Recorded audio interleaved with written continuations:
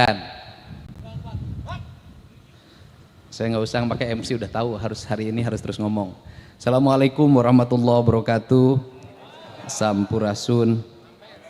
Pak Bupati Subang yang saya hormati, Pak Dandim, Pak Wakapolres, Kasat Serse, Pak Kapolsek, Pak Dan Ramil, Pak Sekda, Kepala Badan Kepegawaian Daerah, dan seluruh para pegawai serta manajemen PT Surya Cipta dan manajemen PT BYD.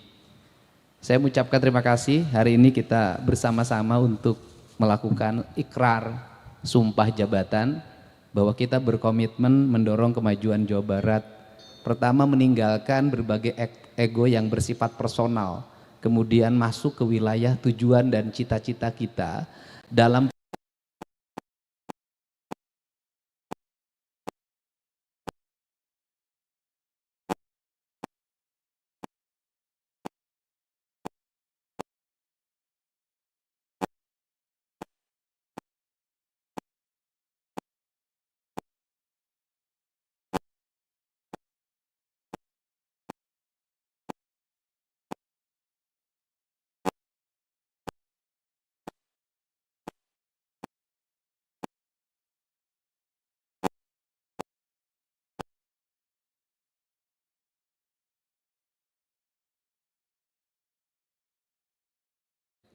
semua orang harus bekerja yang baik, maka tidak ada kalimat jam kerja.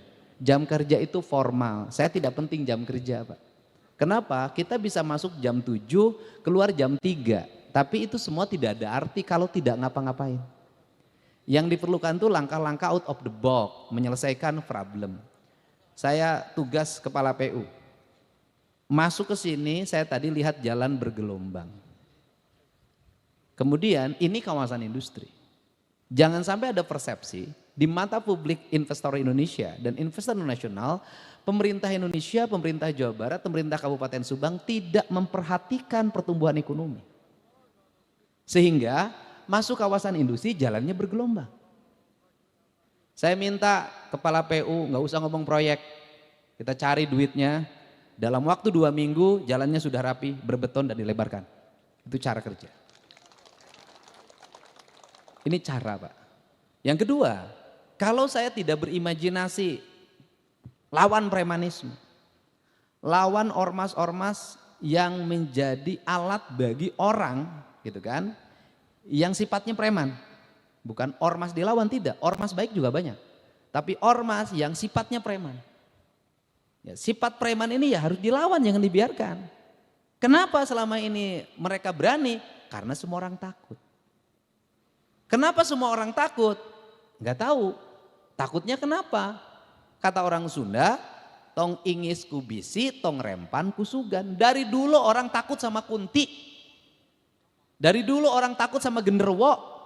Dari dulu orang takut sama kelong wewe. Pertanyaannya adalah, ada nggak orang yang mati dimakan kunti? Kan nggak ada. Nah, ketika pemerintah mengambil tindakan, ketika pemerintah memutuskan, ternyata nggak ada tuh. Bisa selesai, rapi, tertata, beres. Nah, ini diperlukan cara tindak out of the box untuk melakukan tindakan dan mengambil resiko dari sebuah tindakan. Maka saya memilih menjadi pemimpin yang mengambil resiko terhadap setiap tindakan. Nah, karena mengambil resiko, konsekuensinya dalam pikiran kita hanya satu, mengabdi, titik. Nggak udah lagi ada yang berpikir yang lain. Sudah, mau apa lagi?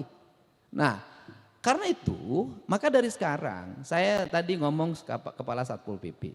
Saya bilang gini, saya nggak mau lagi ada pegawai numpuk. Saya itu paling nggak suka lihat pegawai datang gubernur penuh. Ngapain?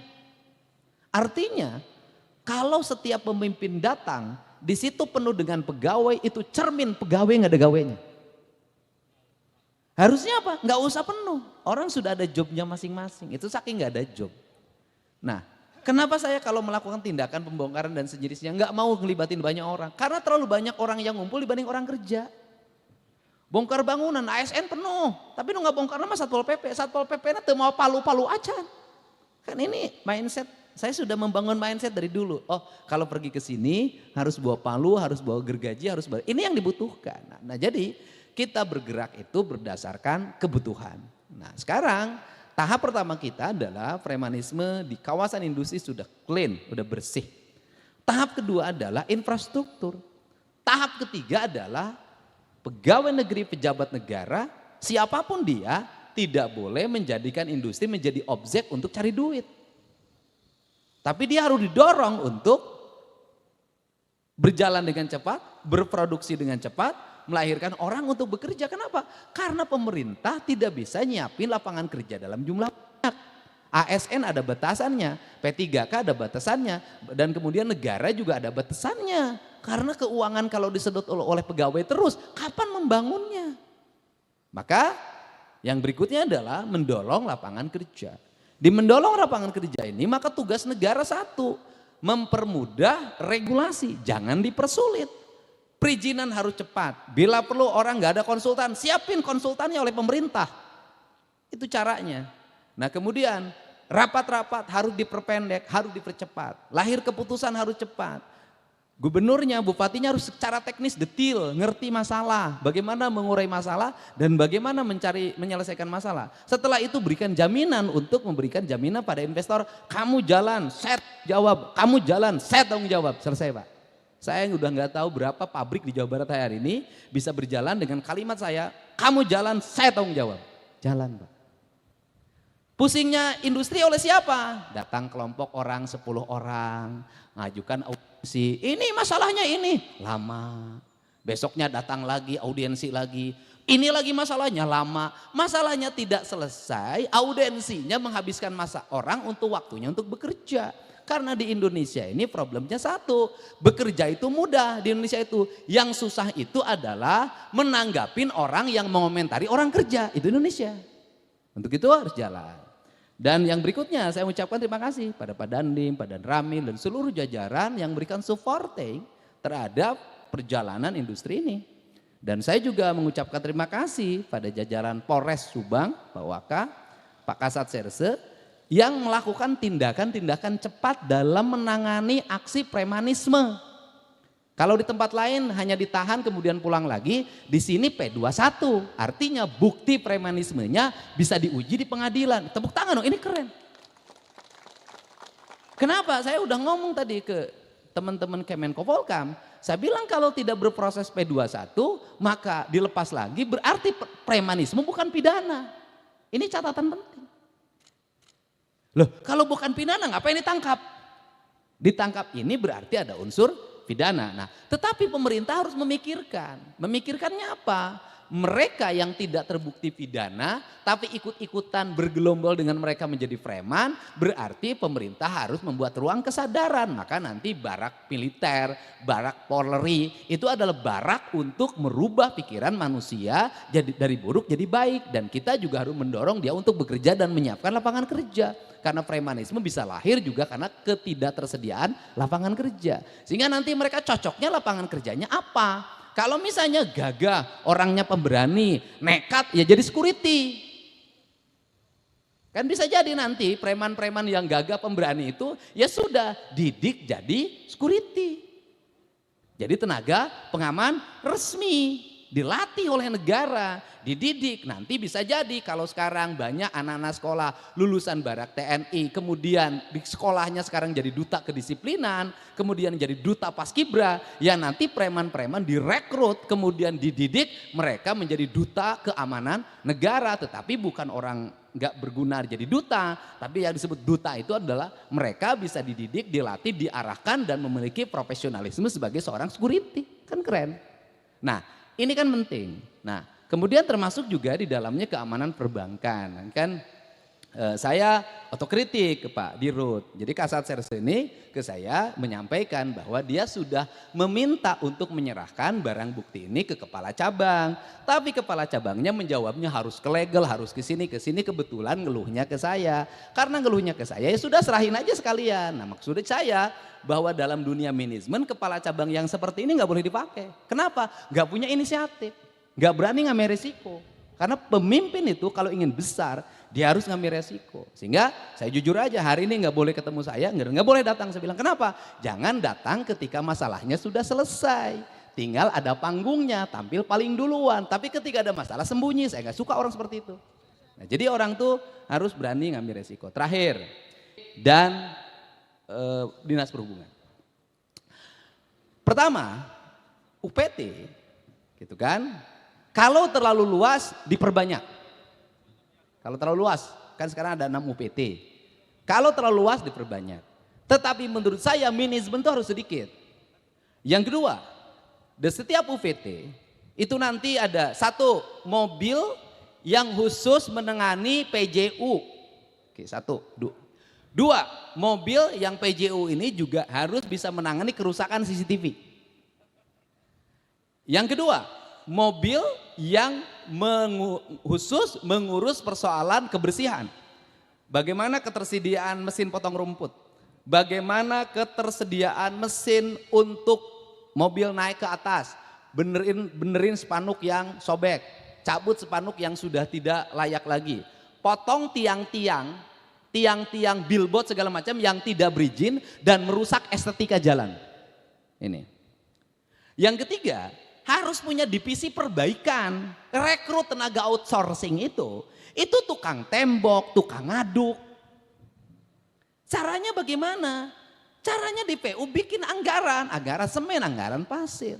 Jadi drainase yang batunya lepas, jangan nunggu proyek berikut. Lakukan perbaikan sejak sekarang, karena saya keliling kemanapun, saya tidak menemukan drainase jalan provinsi yang mulus. Semuanya tidak berfungsi, semuanya pada copot, semuanya tidak terawat. Tiang-tiang baligo yang dengdek saya nanjak ke arah dari Subang ke arah Lembang itu tiang papan reklame dari Jasara Harja itu begini. Papan petunjuk yang arah Ciater kanan kirinya nggak jelas. Indonesia ini negerinya berantakan banget, Jawa Barat ini. Nah, untuk itu saya nggak mau lagi ke depan begitu. Kepala PU nanti harus keliling, motivasi kepala UPT-nya. Di setiap UPT nanti ada tenaga kebersihan yang setiap hari monitoring jalan yang kotor, rumput yang tinggi. Yang kedua, setiap hari dia melakukan perbaikan terhadap yang rusak, tembok yang copot. Yang ketiga, melakukan perbaikan terhadap jalan yang bolong. Nggak usah nunggu lagi nanti turun anggaran pemeliharaan. Selama ada, perbaiki sekarang. Kenapa? Karena rata-rata pemeliharaan jalan turunnya adalah bulan November, kemudian bulan Oktober pada saat hujan deras. Saya sering menemukan kasus di Provinsi Jawa Barat sebelum jadi gubernur adalah melakukan perbaikan jalan, penambalan jalan dengan hotmix pas hujan deras. Nanti nggak boleh. Saya detil, Pak. Nah, yang berikutnya adalah di setiap UPT ada satu mobil ambulan. Untuk apa? Menolong orang yang korban kecelakaan. Plus tenaga medisnya. Yang keempat, di setiap UPT, di setiap sekian kilometer jalan provinsi harus ada mobil derek. Kemacetan timbul tuh mobil mogok, sudah jalannya curam, mobilnya tua, muatannya besar. Timbul kemacetan. Selama kemacetan itu ada berapa orang yang mengalami stres? Kenapa? Keterlambatan. Selama kemacetan itu ada berapa mobil yang menghabiskan bahan bakar? Saya nggak mau begitu. Jadi nanti ada patroli pengendali jalan. Buat apa kita setiap hari? Ada patroli pengendali jalan di situ. Setiap UPT ada unit yang memonitor seluruh jalan, pergerakan mobil terlihat, di mana problemnya, di mana macetnya, maka unit reaksi cepat itu turun datang. Kecelakaan turun ambulan, mobil mogok turun lagi mobil derek. Mobil dereknya jangan bayar, sudah kita tanggung saja. Kenapa? Ingat, supir itu menderita ketika mobilnya mogok, duit tidak punya, BBM sudah habis, bayar biaya mobil untuk derek berapa? Saya ini pengalaman yang begitu. Saya jadi gubernur, saya dulu punya cita, ini akan saya rapihkan, ini akan saya bereskan. Nah kemudian yang berikutnya, ini cita-cita saya ke depan. Nanti di setiap batasan kabupaten itu ada gapura. Gapura ini bukan hanya aksesoris karena kita mencintai leluhur, itu tahap pertama. Tahap keduanya adalah gapura itu pengamanan, Pak Sekda. Pengamanannya bagaimana? Di pinggir kanan gapura nanti disimpin pagar digital, Pak, ke samping. Kalau memang mungkin ke bawah, ya kan? Bagaimana? Dan itu dikendalikan dalam satu sistem di mana nanti CCTV terkendali. Kalau ada kejahatan, mobil lari itu tinggal dipijit knob set dia nutup sendiri. Dan saya nanti akan buat di setiap perbatasan kabupaten. Setelah itu setiap perbatasan kecamatan, maka Jawa Barat itu akan menjadi kabupaten yang bebas kejahatan, taruhan saya. Kenapa? Dengan sistem yang baik, pengawasan yang ketat, kemudian teknologi yang tinggi, nggak akan ada orang yang berani jahat. Tahu, maling tidak pernah datang pada tempat yang terjaga. Maling selalu datang pada tempat yang terlena. Setiap bahasa, saya selalu bahasa lihat di Polres itu, sidik sakti indra waspada. Ini penting, itu harus bisa mengendalikan itu. Jadi di kita ini fungsi drone kapan? Video. Jadi lamun aya acara, drone itu di mana-mana. Kenapa? Pejabatnya pengen ada videonya dari drone. Nah ini penting. Nah terakhir ini Dinas Pendidikan, ini saya nggak boleh main-main lagi. Pemda Provinsi Jawa Barat sudah mengedarkan jam malam. Jam 9 anak sekolah harus kembali di rumahnya. Kecuali lagi sama orang tuanya. Ada yang sakit, dia lagi bekerja untuk memenuhi kebutuhan hidupnya dan sejenisnya. Nanti saya tidak mau mendengar ada kejadian atau peristiwa di atas jam 9 menimpa anak pelajar SMA di Purwakarta, di Jawa Barat. Kalau ini terjadi, kepala dinasnya mundur. Kenapa? Kepala dinas harus mengkoordinasikan seluruh Jawa Barat. Setiap malam dia harus bisa connecting dengan Kapolres, dia connecting dengan Kapolsek, dia connecting dengan para kepala desa, dia connecting dengan para kepala kelurahan untuk memastikan anak Jawa Barat itu aman. Kenapa? Karena ingat hari ini jarum jatuh di Jawa Barat akan menjadi peristiwa yang menggemparkan Indonesia. Kenapa? Sudut pandang mata hari ini tertuju ke Jawa Barat. Baik akan memotivasi berbagai daerah. Buruk kita akan menjadi hinaan banyak orang. Ini tidak boleh main-main kerja dengan saya. Tidak boleh lagi ada tujuan-tujuan lain kecuali memperbaiki. Semua orang harus bekerja, berusaha untuk senantiasa matanya terbuka, berkendali, berkomunikasi, tidak feodal, tidak lagi feodal gaya raja gitu loh. Kalau disebut raja boleh, tapi kerjanya harus cekatan. Nah, tetapi ini yang harus dilakukan. Ini prinsip-prinsip dasar termasuk kelautan. Kelautan segera membuat konsep 2 minggu lagi kami akan MOU dengan TNI Angkatan Laut. Targetnya adalah tidak ada sampah di pantai, tidak ada sampah di sungai, bebas Jawa Barat dari limbah dan pencemaran lingkungan. Dan kemudian menjadikan laut itu sebagai halaman rumah Provinsi Jawa Barat. Nah ini langkah-langkahnya dan tidak boleh lagi karena saya mah awewe, bisa nggak bisa. Karena sudah jadi pejabat tidak lagi ngomong perempuan dan laki-laki. Anda setara dengan laki-laki. Jadi kalau keluar jam 12, keluar jam 1 nggak ada urusan dengan status perempuan. Kenapa? Anda hari ini pejabat dan sudah mengklaim diri bahwa perempuan dan laki-laki sama. Artinya melaksanakan tugas dan kewajiban juga sama. Kerja saya ada kerja teknis, ya, jadi yang terakhir tidak boleh lagi ada anggaran kajian-kajian di dinas-dinas. Kajian ini. Saya tadi sudah meminta ahli yang sekolah dari Jerman, tolong saya bilang rubah produk kajian di Provinsi Jawa Barat jadi energi. Jadi buku kajian dirubah jadi energi karena itu hasil kajian nggak tahu sudah berapa ratus miliar itu uangnya. Semuanya harus taktik, teknis, kita nggak punya banyak waktu. Dan kemudian kita hari Jumat ini 100 hari dan 100 hari ini nanti harus termonitor. Yang berikutnya adalah posting media sosial hanya satu, pekerjaan. Tidak boleh posting-posting yang lain di luar pekerjaan. Harusnya adalah produksi. Produksinya adalah produksi apa yang kita kerjakan. Apa yang kita kerjakan ceritakan kepada masyarakat. Sampaikan kepada masyarakat, lihat apa yang dilakukan dan apa hasilnya. Baik dan buruknya masyarakat yang menilai. Untuk itu saya ucapkan terima kasih, selamat bekerja. Bekerjanya mulai detik ini Anda sudah bekerja. Lakukan langkah-langkah cepat dan penanganan. Tak ada waktu lagi kita untuk leha-leha, rileks, santai. Karena dibimbing dengan saya berarti diajak untuk berlari. Dan kemudian apakah kita memilih berlari atau maraton? Saya milih berlari saja. Kenapa? Maraton nanti takut ketinggalan. Dan apakah berlari akan kehabisan napas? Tidak. Karena kita adalah energinya energi alkalin, bukan energi batu baterai yang mudah rapuh dimakan oleh hujan. Terima kasih. Wallahu muwaffiq ila aqwamit thoriq. Assalamualaikum warahmatullahi wabarakatuh. Sampurasun.